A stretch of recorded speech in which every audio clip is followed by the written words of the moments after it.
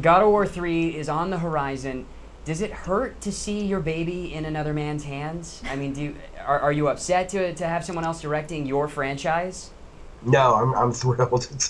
God of War is, I mean, God of War was for me a very important game. For my passions and my creativity at the time, and I was so grateful that I got real fortunate, and we worked hard to actually build that team. I mean, we got lucky, and we worked hard to build a team that was capable of executing such a great game, and now they've gone on to execute the sequel, which is great, the third one, which looks amazing. Mm-hmm. But for me, I kind of really did all I wanted to do in that universe and with that character at the time. And so I'm real happy to kind of have said I did that. I kind of, to the level of my satisfaction, kind of conquered that, climbing that mountain.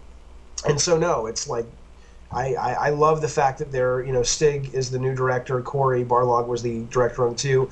When they came in, they were all very passionate about taking it over. And I'd much rather see Kratos and his world in the hands of a director who's really willing to put his life into it again, like I was on the first one, versus me just doing it because, well, that's kind of my job. So no, I wish them luck, and I'm excited to play it.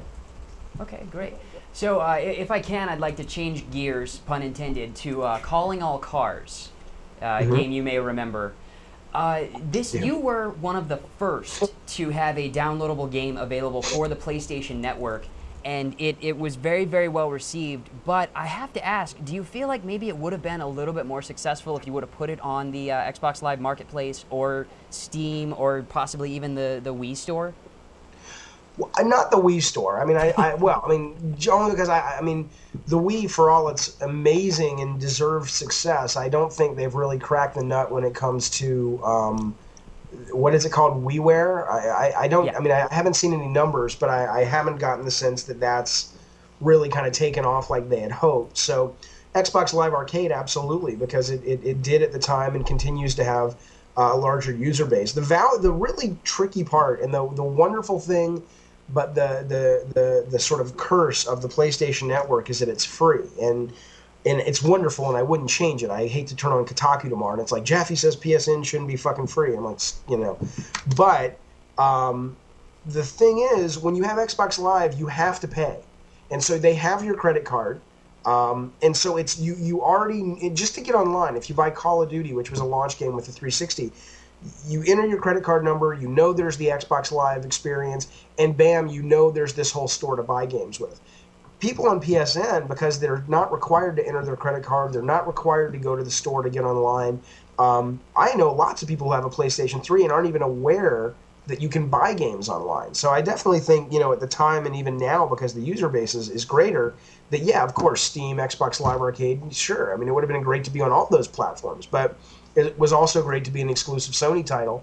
And, we're proud of our exclusivity, and we're, grateful that Sony continues to value us as a partner, that they want to keep us working on their machines. So, yeah, it's always great to sell more copies, but it's also great to have the kind of relationship we do with Sony, and, we're real happy with that. Okay. And are there any plans, please, please, please, to revitalize Calling All Cars, maybe with some trophy support, or just throw some downloadable content at us or something? Any way to get people playing that game again?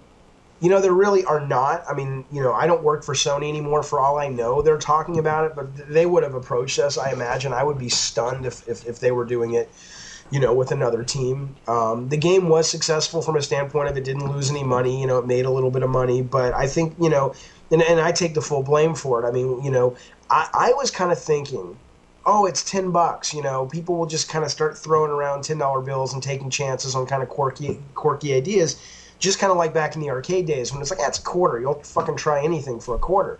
But the reality is $10 is still $10, and I picked a really bad theme that really didn't appeal to people who had just gone out and spent $3.99 on it, or actually at the time it was $5.99 on a machine, and another $100 on an HDMI cable, and probably had spent a couple thousand on a plasma or a flat screen. And, picking a cel-shaded, cartoony cops and robbers game with 1920s music, while it appealed to me creatively and we didn't lose money because it was such a low-budget, proposition, probably not probably, definitely hurt our ability to sell more copies. And so I think the idea of going back to it now, I mean, it would be something I'd like to do one day, because I definitely have ideas for how to make that game much more appealing, much more commercial, much more satisfying. But there's definitely no plans at the moment. Okay, so we might be seeing a Calling All Cars 2 in the future then? Wow, based on all that I just said, you would make that assumption? Yeah, I would actually. I no. Oh, oh no. You just dashed 1,000 million people's dreams. But actually, while you were just saying, you were saying that you're fortunate enough to be with Sony, but you are in fact no longer with Sony. So why do you continue to be exclusive with Sony, with a few games like the Twisted Metal franchise that you have coming out for the PS3 with Eat, Sleep, Play? What is it that Sony has offered you that no one else can? Well, first of all, that's a clever. I think it's semi-clever, not really. I mean, I'm not acknowledging what you just said. I'm not saying you're correct or not with what we're working on. We haven't actually announced what we're working on, but that's a good assumption, a good guess, I guess. But we're exclusive to Sony mainly because of the relationships. I mean, the reality is games are getting so expensive to make.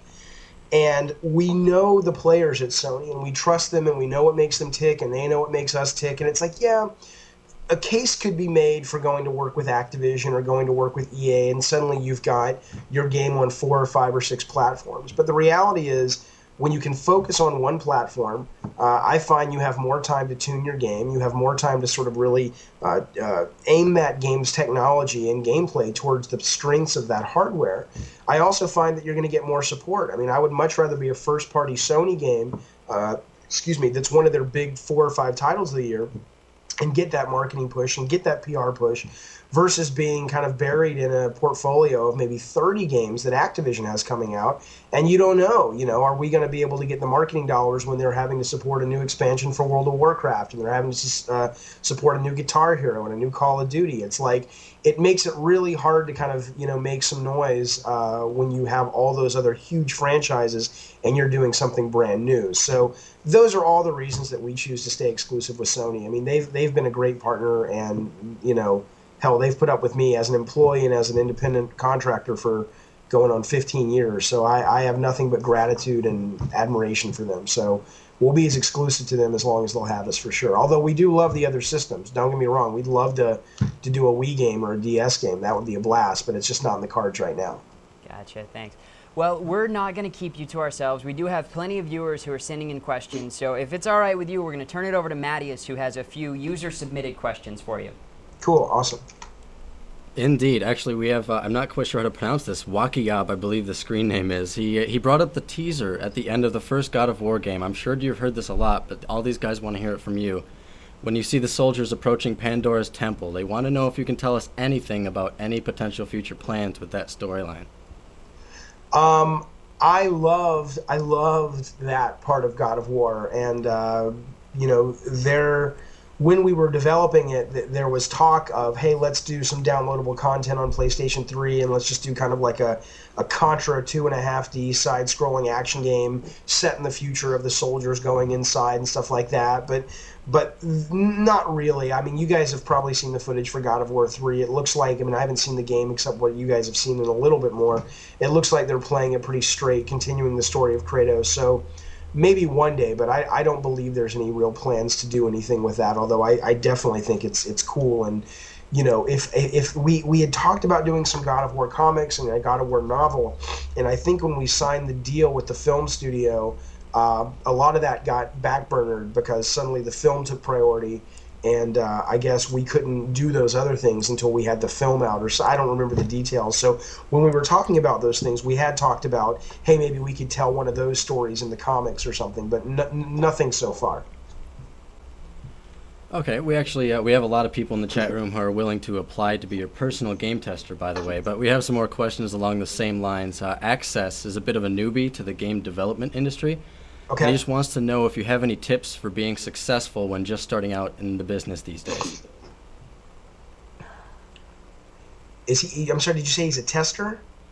He actually went to school for development, so he wants to become a developer. He wants to know if you have any tips for him. Okay. Ask him.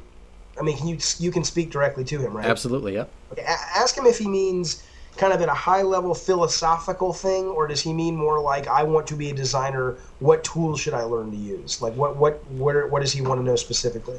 He's going more into programming.